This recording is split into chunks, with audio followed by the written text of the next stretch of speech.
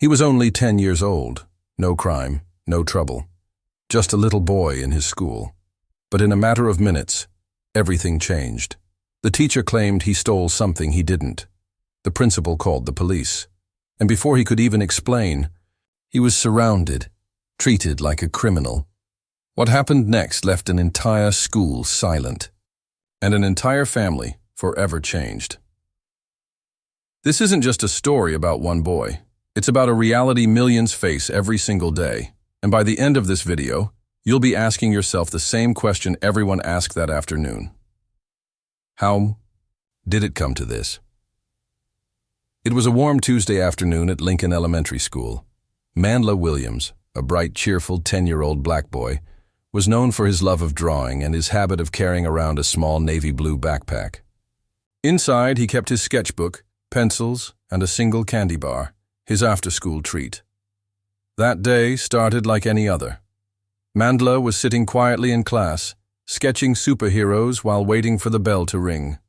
Across the room, his teacher, Miss Peterson, a strict woman in her late 40s, glanced his way with narrowed eyes. When the final bell rang, Mandla grabbed his bag and started walking toward the door. That's when Miss Peterson stopped him. "Mandla, wait," she said sharply. "Where did you get that bracelet?" Mandla froze. The thin silver bracelet on his wrist had been a gift from his mother, Monica, a keepsake she'd given him last Christmas. My mom gave it to me," he whispered, but Miss Peterson didn't believe him. By the time Mandla reached the hallway, she was already whispering to the principal. And within minutes, the office called the local police, claiming a theft had occurred.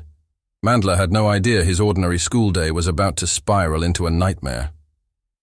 The sound of police radios crackled through the hallway. Students peeked out from classroom doors as Officer Miller, a stocky white police officer in his early 40s, entered the building. He was followed by the principal, arms crossed tightly. Mandla stood frozen near the lockers, clutching his backpack. "Step away from the bag," Officer Miller said firmly. Mandla blinked in confusion. I didn't do anything." His voice trembled, but no one seemed to care. The officer opened Mandla's bag right there in the hallway, pulling out notebooks, pencils, and the candy bar. "Not what I'm looking for," Miller muttered. "Where's the bracelet?" Mandla raised his wrist, tears pooling in his eyes. "It's right here. My mom gave it to me." But Ms. Peterson shook her head. "I saw the exact same bracelet at a teacher's desk earlier. It went missing after lunch." Mandla's heart pounded. His classmates were whispering. Phones were out. He wanted to disappear. Officer Miller's hand hovered near his holster. A boy, treated like a suspect. Then, suddenly, the heavy doors at the end of the hallway swung open. Monica Williams, Mandla's mom, stormed inside. 34 years old, African-American, athletic build, dressed in full camouflage tactical gear. She wasn't just any mom, she was a U.S. Special Forces captain, and she looked like she had just stepped off the battlefield. The entire hallway went silent. Monica's voice was sharp, commanding, and controlled. "Get your hands off my son!" Officer Miller froze, taken aback. Miss Peterson stammered something about protocol, but Monica stepped closer, her presence radiating power. "This bracelet?" Monica held up a picture on her phone. "I bought it. I gave it to him. You owe my son an apology." The tension exploded. The principal stuttered, trying to explain. Ms. Peterson muttered excuses under her breath. But Monica wasn't finished. She stepped between Mandla and Officer Miller, her boots striking the polished floor like thunder. "You profiled my child," she said, her voice steady but lethal. "You didn't ask questions. You didn't investigate. You assumed." No one spoke. No one dared to. Students crowded the hallway, phones up, recording. Somewhere, a teacher whispered, "She's military." Officer Miller lowered his gaze, his authority cracking under Monica's unwavering stare. "You were ready to arrest a 10-year-old boy over a bracelet," she said, each word cutting deeper than the last. "Do you know what could have happened? If I wasn't here?"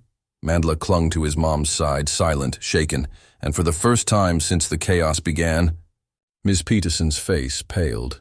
She realized this wasn't just about a missing bracelet. This was about a system where a black child could be guilty until proven innocent. The hallway was still buzzing, but Monica's last words silenced everything. Next time, before you call the police on a child, make sure the truth isn't standing right in front of you. The school released a statement the next day. They called it a misunderstanding. But for Mandla and Monica, nothing about that day was misunderstood. That night, Mandla sat on his bed, clutching his navy backpack. Inside, his sketchbook and the candy bar. A $1 snack nearly changed his life. Monica watched him from the doorway. She wanted to protect him from this pain, but she knew she couldn't shield him from the world forever. "This isn't your fault," she whispered, "and you are so much more than what they see." But the truth remained. This wasn't just about Mandla. It was about every child who's ever been judged before being understood. Every parent who's had to teach their kid to be extra careful just to stay safe. For Mandla, the incident ended that day. For countless others, it doesn't. This wasn't about a bracelet. It was about bias. It was about assumptions. It was about how sometimes being a child isn't enough to keep you safe. And so, we're left with one haunting question. How many more Mandelas will it take before we finally say, enough?